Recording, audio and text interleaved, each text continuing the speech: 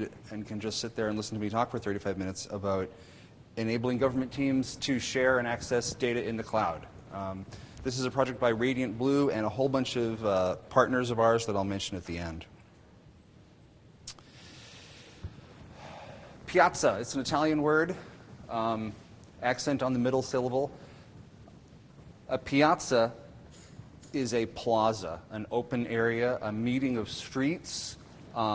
It's a area where food trucks would congregate, say, metro stations, bus stops.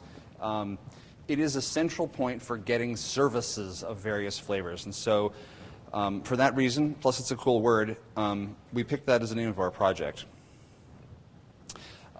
This talk is broken into 5 or so parts. Feel free to raise questions as I go along. I may ask you to may choose to defer the answer till the end, but feel free to ask anyway. Part 1, Hello Piazza, in which we attempt to justify my existence.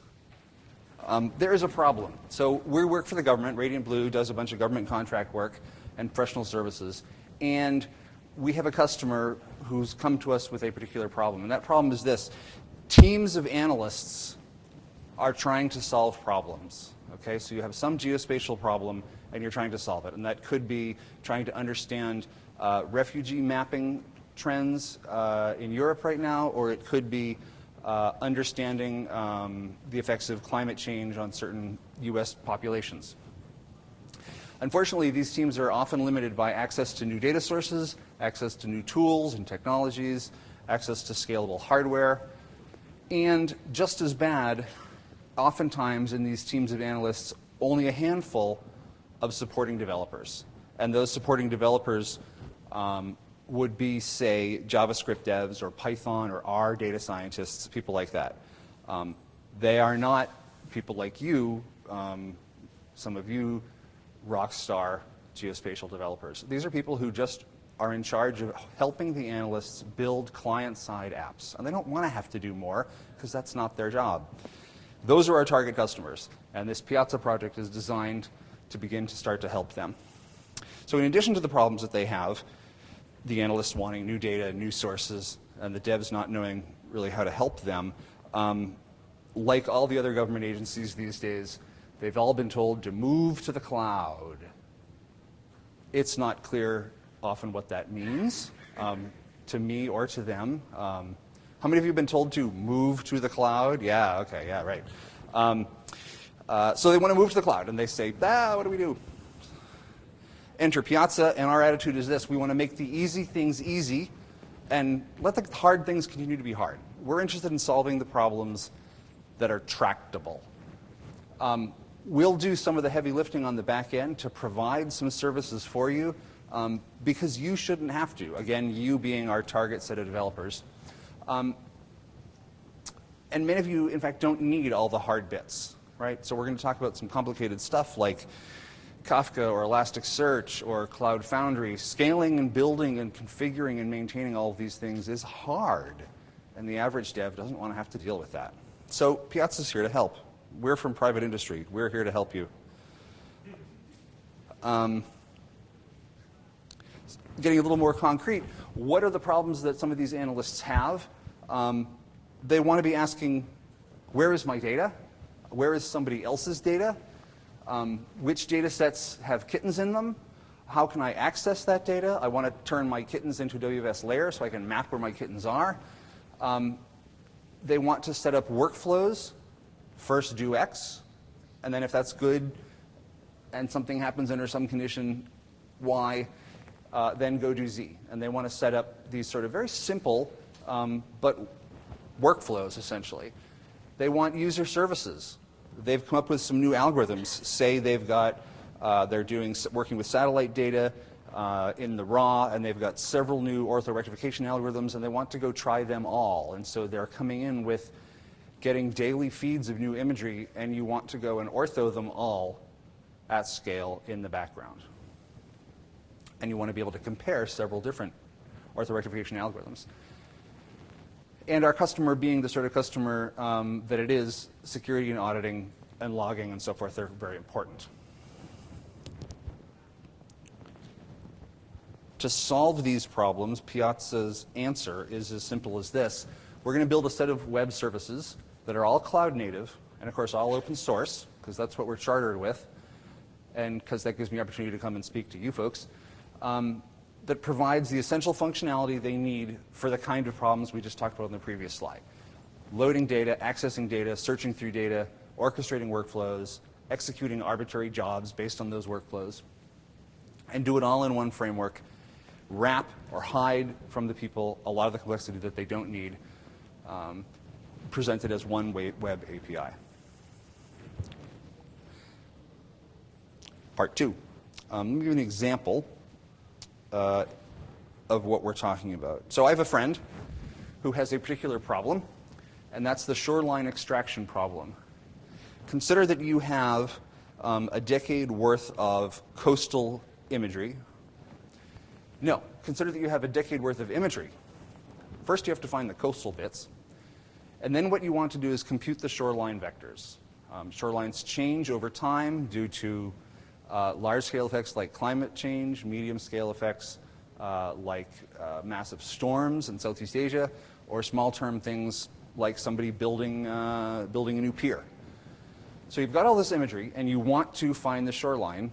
So what do? Every N years, I'm exaggerating here a little bit, but every N years, you get this pile of imagery, and you hire a whole bunch of contractors, and they sit in front of the screens, and they draw coastlines. They trace out, okay, that's ocean, that's not ocean, draw a line, and they put it into a database.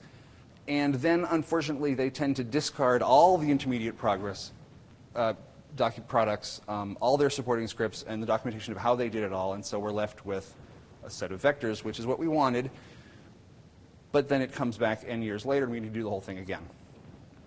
We can repeat this regionally when major events happen, like a particular storm that has massive effects on the coastline, but this is nonetheless a time-consuming process.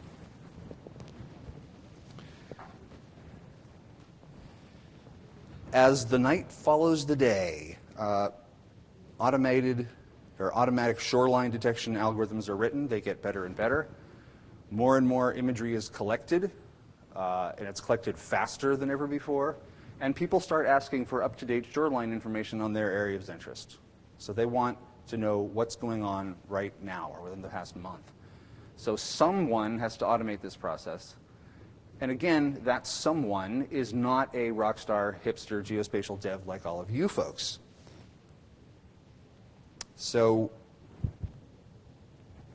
that person needs to perform the following things. So follow this mentally. If I had given you this task, I want you to go and harvest a whole bunch of metadata from a very large set of imagery, possibly from multiple different data sources, so different kinds of imagery. And then I want you to search for given AOIs in all that data. And you may first want to discard the data that's not coastline. That makes things quite a bit easier. But then you need to search for all the AOIs. And then anytime a new file gets created, for the purpose of this example, we can think of a bunch of files in an S3 bucket. Every time a new file shows up, we want to run the detection algorithms. And I want you to do that 24/7. And I want you to do that in the cloud, and I want you to do it at scale, and I want you to do it automatically. Now, if you're not this hypothetical rock star dev, how are you going to solve that problem? Well, we could certainly cobble together a bunch of Python scripts and make it work. You know, there are tools, open source tools, good ones, that can harvest metadata from large sets. There are automated workflow tools, but this requires standing up all of those tools. It requires writing all those scripts, a lot of this code that we claim you shouldn't have to. Part 3, in which we show what Piazza can do, the features. The data model that Piazza uses to help somebody solve a problem like this has a couple attributes. The first part is what we call the no-host model. Piazza is not intended to be a data hub. It's not intended to be a long-term data repository. In the case of our Shoreline example, you have all these files sitting out there on S3, and you're going to be creating, say, a Postgres database with a bunch of features. We're going to assume that you have your own storage space, that I have a URL that I can point to where that file lives, And maybe I'll store the intermediate stuff in my PostGIS database, but you're eventually going to download it as a shapefile or GeoJSON or something. So Piazza wants to serve sort of as a proxy to make it easier for you rather than have to figure out credentialing through S3 or downloading from an FTP site or wherever. Piazza will do that for you, but it won't host the data. It will pull it over, scrape the metadata, but it won't host it. And the way that works is you have to register the data with Piazza. So you send a URL to Piazza and say, here's my data source. You may provide or it may extract certain kinds of metadata, obviously bounding box, the name of the file, perhaps number of bytes, number of bands, maybe a bunch of textual description like fitness for use or restrictions on who you can distribute it to. So you do all that, and of course, this being a REST model, you get back a resource ID representing that one image that you just ingested. Okay? N times M versus N plus M.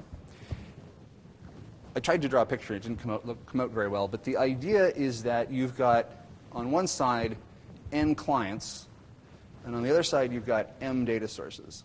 And rather than have every client try to figure out how to talk to each one of the M data sources, which is an N times M problem, you put Piazza in the middle, kind of proxying or gatewaying access, and now it's N plus M. All the apps need to know how to talk to Piazza. Piazza knows how to talk to all the data sources. All right, that seems straightforward. And again, you get back a resource ID because REST. How many are familiar with Swagger? Not as many as I'd like. Okay. So Swagger is a web interface that allows you to look at and explore a REST API. So right here, you're seeing the REST API expressed that exists for Piazza. We see that it will take, under the data resource, you can post things to it, you can get back resource information and that sort of thing. So it's a way of working with and exploring, kind of online documentation. Swagger's great. And what I've circled here is the ability to post data in the raw or post a file to Piazza. And that looks something like this. You've got a JSON object that describes what it is. It's a raster. We're doing an ingest or a load. In this case, we set host to true for debugging. We give it some arbitrary description and whatever user-desired metadata we want. And that's all you need to do using curl. You take your test TIFF file and you post it to there. And you get back some ungodly resource like that. So now we've posted an image, and it's gone into Piazza. The metadata has been extracted, some of which you supplied, some of which it parsed out itself. That's stored in a searchable database, and it's ready to roll. So what do you do with that? Well, you can use a GET call on that same REST endpoint and get back all that metadata, obviously. You can also request a download link, so it will present a potentially anonymized resource that somebody can pull at to get down that file. Again, it's hosted somewhere else, but we're allowing people to access it, subject to whatever security constraints you have, potentially in multiple different file formats. And even better, because Piazza has inside of it GeoServer and PostGIS and a bunch of other stuff, we can create on the fly WMS or WFS layers for you.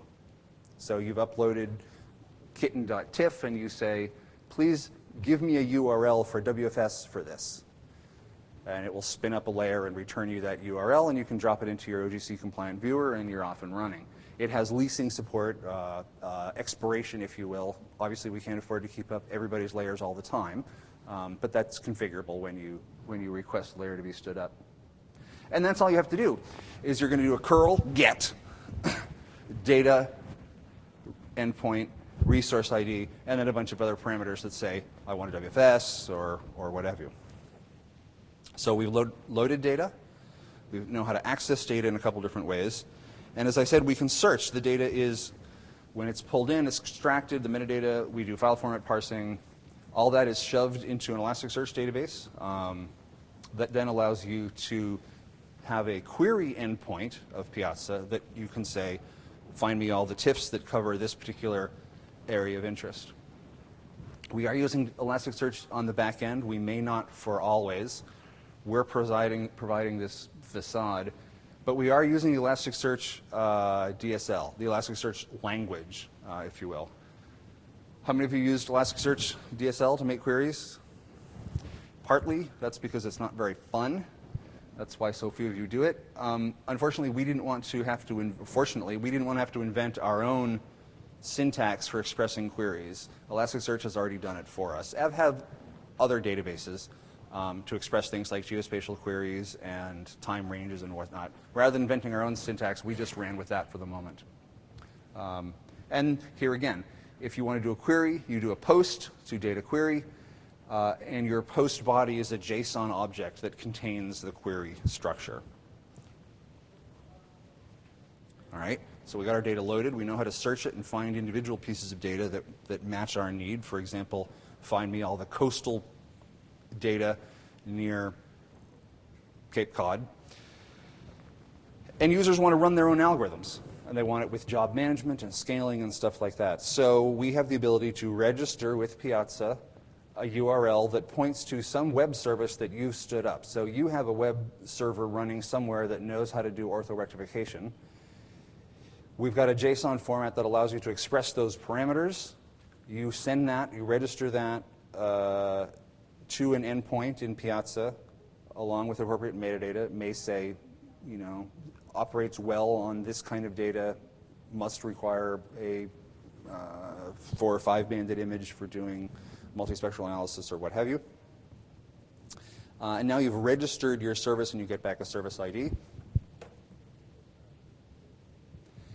And then the same thing, you're going to post now not to service but to job. You post that service ID with the filled in parameters. So your function happens to require a file and 2 floating point numbers. Send it along in a JSON package and we will forward it to your web service and run it.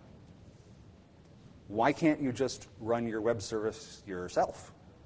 Well, again, you certainly could. But we're providing a framework that takes some of that burden off you. If you were going to be calling it yourself, you'd have to come up with your own protocol for how to continually poll the service, get progress done, provide task queues, all that sort of stuff. We're kind of doing that for you. So once your service is running, you call get job and you get back a status, perhaps a progress meter, perhaps % complete. You get back a resource ID. When the job says success, you get back that resource ID, and that points to your result data, which is resident inside Piazza. Again, as temporary storage, it's expected you'll pull it out. That data could be a Shoreline vector, it could be a new image that was generated, whatever. And you can pull on that and get it back. So remember our workflow, our Shoreline example. This is what you need to do. Recall, you're going to be watching for new data. When new data shows up, you're going to be running an algorithm, find the coastlines.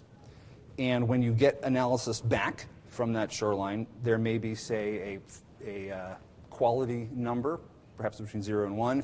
If it's maybe greater than 0.8, go ahead and shove that return vector in your database. If it's less than 0.8, maybe you want to push it to a queue for manual checks.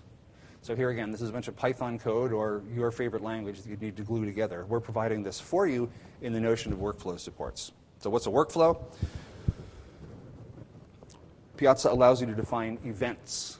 An event just means something happened. Give it a name, it gives you back an ID and a list of parameters. For example, at the system level, there are events. An event would be this image, or an image was loaded. And it would contain what we knew about that image. Piazza would say give you the file name, the file type, the number of bytes, and the bounding box. At a user level, you can define your own event types to issue your own events. So it may be, I have interesting new data from my sensor, and the parameters that go along with that are maybe lat long and wind speed. Posting to /event type allows you to supply a JSON description of what this event type is, what its name is, what its parameters are supposed to be. And then on the client side, you can post your own event. Just like the system generates a image was loaded event, you can post your own and fill in your own parameters.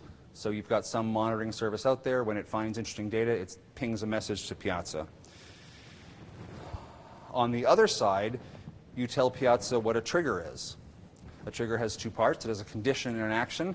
The condition is if event type is some kind of event, so say new data from my weather sensor, and some parameter, some Boolean predicate. So if the temperature goes over 80 degrees. So if my station pings me and it's over 80 degrees, then do something. What is that something? Well, that something is, of course, the user-supplied service mechanism that Piazza gives you. So now you can run your algorithms. In fact, you can do any sort of Piazza thing, but we think of it in terms of firing off what you've defined as your job that you want in reaction to this event. And it fills in the parameters, you know, temperature is 75 and what hearth. You can also just post it to an alert queue and then poll that queue on the client side and watch for events. But in general, what you want to do is have Piazza fire off some operation for you. Think IFTTT, if this then that, well-known web service for this sort of stuff. This is not rocket science, right? But this is a very simple eventing model that covers a good chunk of the common cases that people may need. Real quickly, here's what it looks like in pictures. Again, I'm not very good at drawing pictures. Let's say there's an event called bang with a lat-long location. So you define this type with Piazza. You give it a trigger. So when a bang event happens and the location happens to be near me, then ring the bell. Lightning strikes. You fire the event. Bang. Lightning struck at Null Island in this case. And an alert comes back to the bell saying, go ring. Again, this is straightforward. All right. We've talked about the features, who the intended audience is, what they're to use it for. Let's look very briefly at the architecture. I'm not going to go in depth. I'm going to appeal to your intuition. Have you ever had to work with a complex library that's controlled or fronted by an equally complicated API? You should all be raising your hands now. Okay. Have you ever found yourself writing a simpler API because you think you can do a better job and hide all that complexity? Okay, the rest of you are lying. Me too. Hi. That's what Piazza is. This is as detailed as I'm going to present for you. It's just a big black box with a gateway public REST interface. Inside is Elasticsearch and PostGIS and file parsers and GeoServer and a workflow manager and all that stuff. All you care about is being over here. I have some app that I want to talk to the gateway. I want to tell it about my data. I want to point it to where my services live. And maybe I want to pull out some OGC layers. And I don't want to have to know or set up all that crap.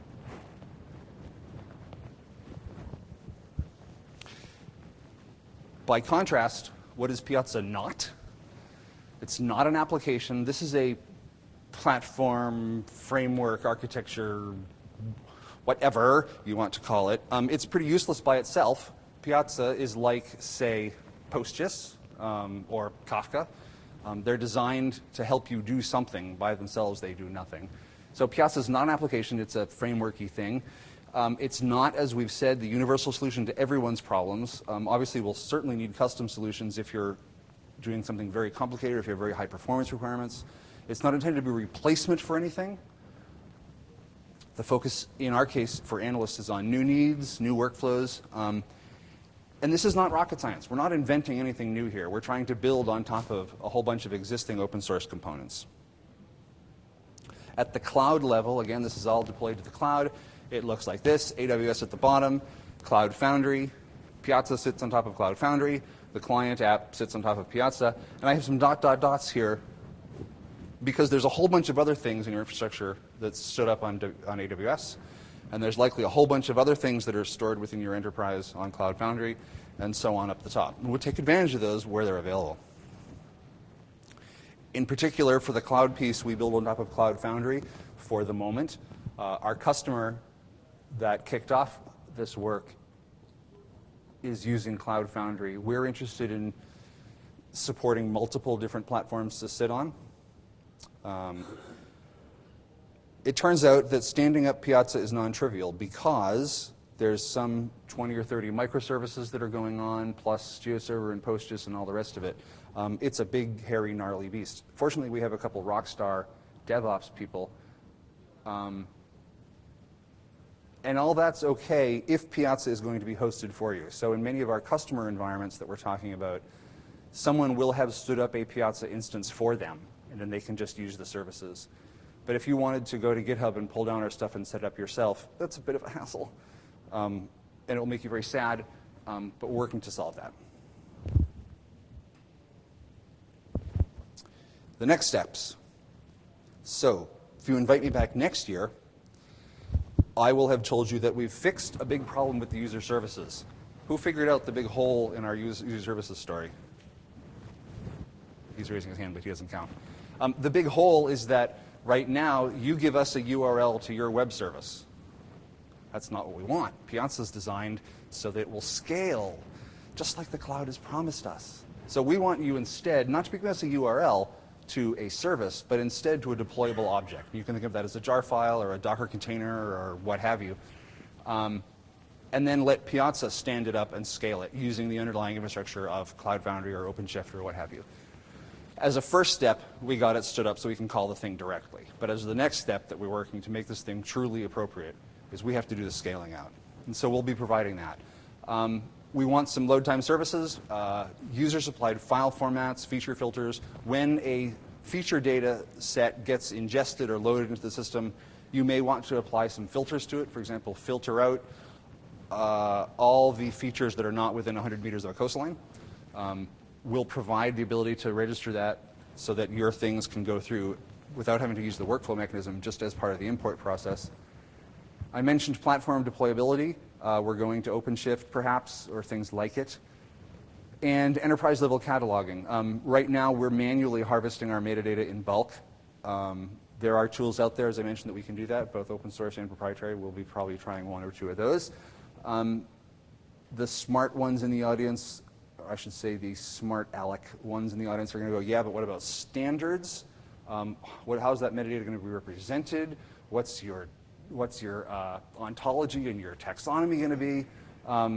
Just make it stop and shoot me. We're going to do something simple, and then maybe say Dublin core, and let you fill in the other fields that you want as needed.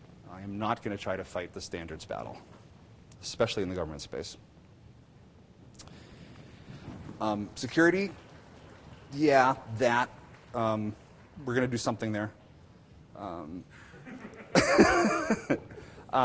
Right now, we've built a shim layer that provides the ability to define your own user, define your own roles, and sort of have groups and that sort of thing. So you can say, these users are allowed to ingest imagery, these users are allowed to run my service.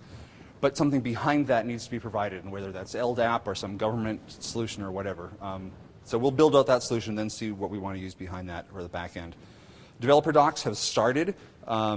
Need to do a lot of work there. I'm a big fan of providing developer-oriented docs that show examples of how to walk through this. If you look at our documentation right now, you'll see a start towards that in our tutorial that say things like, okay, here's the curl line to ingest test.tiff.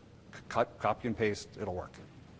So that's the kind of documentation we're providing. And of course, we always need better use cases and better users, and we need a community. I don't expect that to happen overnight. I've been in the open source business for a long time. We have to earn that. But this is the direction we're going.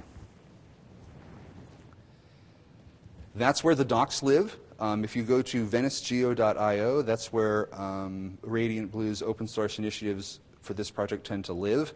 Venice being the name of the parent project, Piazza in this case being a well-known gathering place inside Venice. PZ-docs, PZ short for Piazza. Piazzadocs.venice.io, venice.geo.io will bring you to the top level docs. In particular, if you go to /user guide, you can look at the first couple sections. The rest is still very much a work in progress, but you'll get the flavor for what we're trying to produce. I mentioned Swagger earlier as a way to browse REST URLs. You can go to PZ Swagger, venice.geo.io, and see the same information presented in a different form. I mentioned there's a lot of players here. We have a lot of people on our team in Radiant Blue, some of whom are here this week, as well as a number of contractors that we're working with, again, some of whom are here. In particular, Reinventing Geospatial, Prominent Edge, and Image Matters are providing devs that are working hand in hand with us every day, putting this code together, and we appreciate that. We appreciate the work that they've done. There you go. That's Piazza, right? So there's a problem. A bunch of analysts have difficult problems. They don't necessarily have the skills to make it work in a cloud environment. They are faced with docs of Apache Spark, right? And it's just way too much for what they need just to get their quick jobs done. And so Piazza is going to try to help provide that. Thank you for your attention. Questions?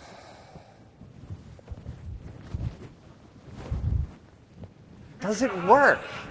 Does it work?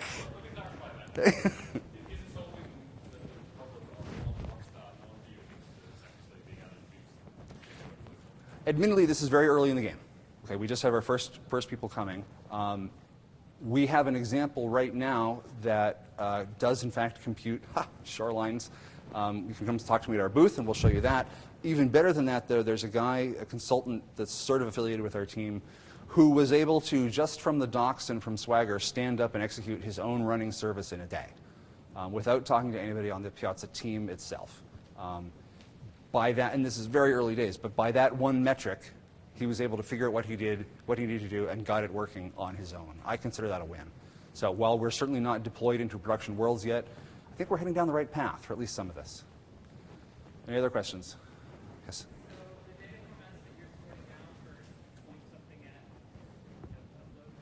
Right now, TIFFs, JPEGs, text files, GeoJSON, shape files, a couple different LiDAR formats.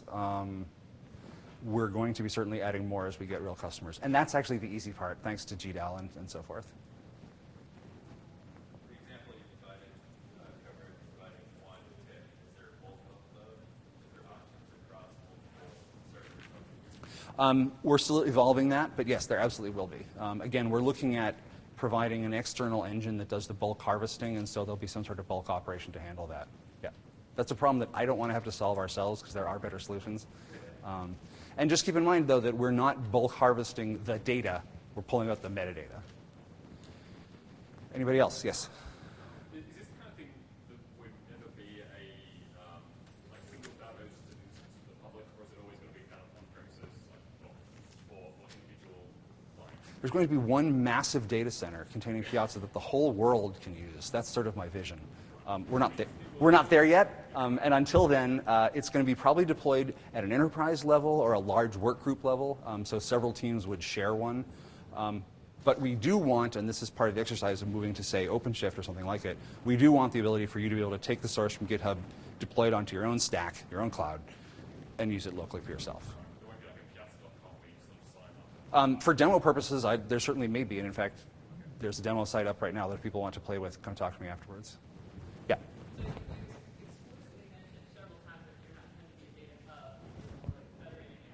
Yep.